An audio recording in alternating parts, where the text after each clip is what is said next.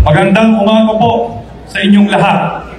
Ako po si Rendon Labador, isang motivational speaker, entrepreneur, at isang social media influencer.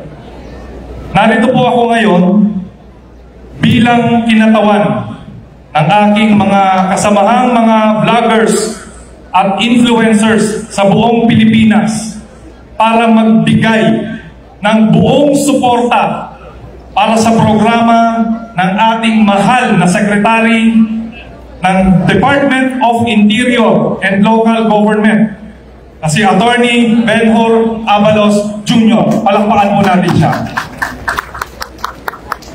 Kagalang-galang na Secretary Attorney Abalos at syempre Chief PNP Romel Marbil, NCRPO Chief Felipe Natividad, mga PNP officials, at syempre nandito rin po ang ating mga mahal na NCR mayors.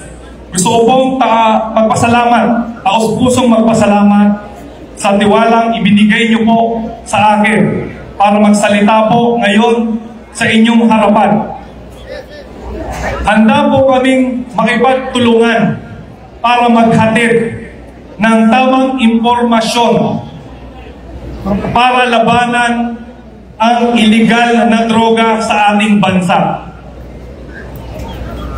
Makakaasa po kayo na gagamitin po namin ang aming social media platforms para sa tamang kaalaman, impormasyon para magpahayag sa ating mga kababayan.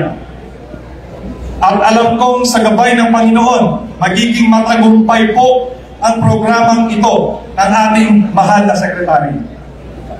Makikipagtulungan po kami sa DILG, PNP, at NCRPO. At susunod kami sa mga patakaran para sa isang tahimik at mapayapang bansa.